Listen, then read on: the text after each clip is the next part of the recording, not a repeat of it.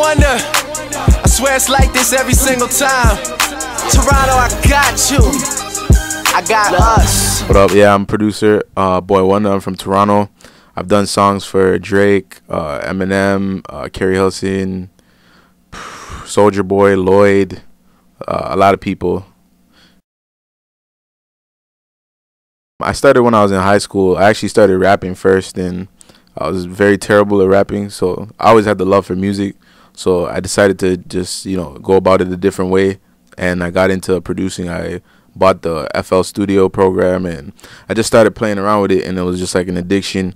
I was just on it every day. I was just super interested in music, pretty much a music nerd, and just everything started to just sound good after a while. My first beats were terrible, but then after a while I just started getting used to using the program. Boi1da the rapper retired before he started. He was terrible. His rhymes sucked, and he had no swag, no nothing. He is terrible. Worst artist ever.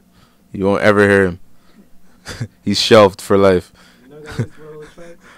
I mean, there's a few tracks, but I don't know if it's gonna get out there, or nah, I'm not gonna leak that. I'll just ruin my own career probably. It started out as a hobby because, I mean, it was just fun for me. Like, we were just making songs, and it was just so amazing to us that, we're a bunch of little boys in high school and we're making songs. Like, not even on, people used to just freestyle on industry beats, and we're like, yeah, we're making our own beats. Like, it was so exciting, like, you just like, you look up to people like Dre, and like Dre's producing stuff for Eminem, and that's how I felt and tried to like model myself after, because I used to be like, and still am a huge fan of Dre, and I used to just want to be Dre, so I'm like, yeah, I want to just make this beat for this artist, and grow a bond with this artist musically, and that's how everything started. I just had a love for doing that. Like, I remember like when I just got out of high school, I was really trying to do it, and I was working like a 9-to-5 job at Winners, and I was doing music at the same time, and my best ideas always come to me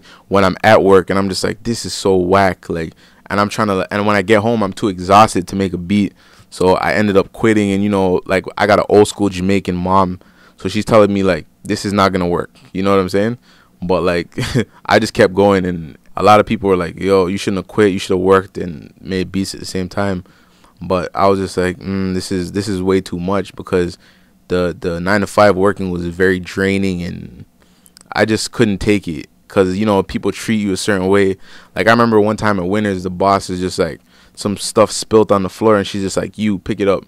And I'm like, is this woman really, like, I'm a man, and this woman is really talking to me like that? Like, just stuff like that, like, I couldn't take anymore, so I just quit. That was like a sacrifice, the sacrifice as well as like people telling you like, yo man, don't put your eggs in one basket, do this, do that, and then do beats on the side. And I was just like, this is what I want to do. Like, this is what I want to do. I don't want to do anything else. I don't care about other baskets or nothing. It's music that I want to do. I just loved it that much. I would start at like 12 o'clock in the afternoon and end at like 6 in the morning. Like, I was on it. When I say I was on it, I was on it. Like, people were outside in the summertime like, yo, come out, play ball, come to this party. I was like, nah, I'm in here making beats, man. I'm in here making beats. This is my fun. This ball for me. This partying for me. Like, it was just, I just loved it that much. The first beats weren't amazing, and they weren't good, but like, you could tell like it was like just the structuring, and I had good structure. I would just listen to other songs and like kind of copy their structure, and that's how I kind of gradually learned how to get better. Actually horrible in music at school as well, because I used to play the trumpet, and I like after like 2 years of playing the trumpet, all I knew how to do was play the scale on the trumpet. So I was terrible at music. I didn't know how to read music, but I just had a love for music, and I mostly do everything off air, because I still don't know how to read music, and I still couldn't tell you anything about the technical side of music, but everything is done off all air. Like, if it sounds good, then it works for me. I started taking it seriously when I like, a friend at school had told me to enter the Battle of the Beatmakers, and I entered it. The first year I won. And like, people were just like amazed, and I was like, wow, I thought it was just like my homeboys gassing me, like I might actually be good at this, like really be good. So I entered the next year, and like, people were familiar with me. I won again, and I won again the one after that, and it was just, that's when I started realizing that this could turn into a career. And I met up with a lot of artists out here. I met up with Socrates and Drake, and I was working with a lot of the more known artists in Toronto, and I was meeting people like Cardinal, and they're like, yo, I heard of you, I like your beats, I heard this song that you did for this person. And that's pretty much when it all started, like as a career, like started taking stuff extremely seriously. Beat number one, Boi1da beat. Run it.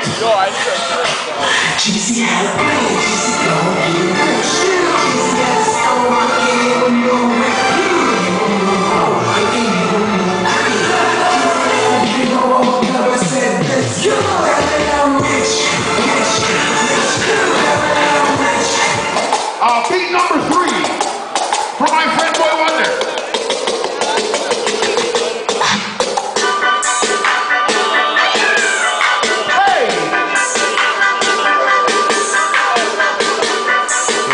A big paycheck was I'd probably say best I ever had was the biggest like paycheck from a beat like I ever had, like because it was like the first smash I ever had. Like the song went to #1 on the charts. It was crazy. It was an exciting time in my life. The beat by itself, I was like, yeah, this is a cool beat, you know what I'm saying? But when Drake laid his song on it, I was like, wow, like this is a hit. Like when he sent it back to me, I was like, this is like a hit song. Like I was listening to it. I remember when I first had it, I was listening to it over and over and over again, and I was like, this is really like catchy.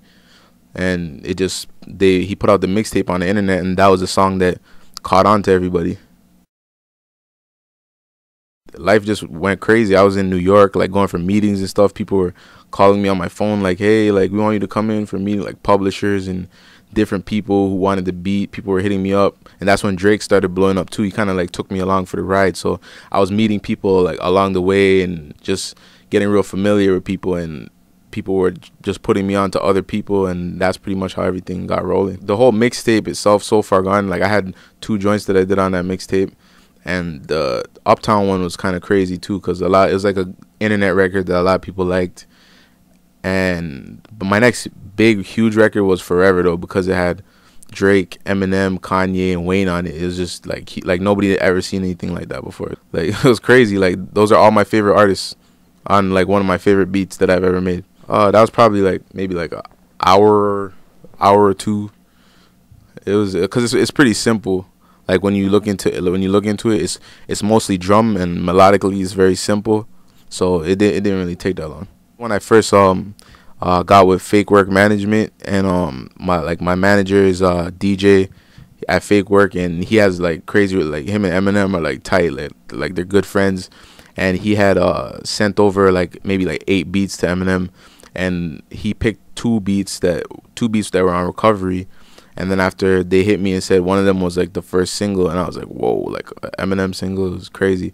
And I heard it. They put it out on the radio the next day after they told me, and on XM radio, and just took off. Right now I'm working on Carrie Hilson. I just did a few for Carrie Hilson. I just did a few for Soulja Boy. It's gonna be on his album. I'm working on Dre right now, Detox. The next Eminem right now, the next Drake album, a bunch of stuff, you know. And I'm looking for artists right now as well. I'm working with this artist, Bizzle. He's pretty dope, and we're working on an album together right now. It's crazy. I met Dre like 2 times, and like he's so cool. Like it's like the dude I look up to, and is like he's like one of the reasons I even make beats. You know, and it's just cool to actually be in the studio and meet him, and he's listening to my beats and critiquing my beats like, yo, like this is dope. And it's like my idol pretty much. And I'm like, I was just like shocked and humbled by it, because he was so cool. Like he was so cool, and he's playing me some of the stuff, and like I'm hearing like Dre beats that nobody else heard, and Dre songs that nobody else heard. It's just amazing. He's amazing. It's my life passion pretty much. Like it's what I do most of the time. Like if I'm not chilling or just hanging out with friends, it's not like I go to like clubs religiously and other things like that. I'm mostly just on the beats. Like I don't really do much other than that. It's like just stay consistent and keep doing. If you love it that much, keep doing it, and you will be successful. And just put your everything into it.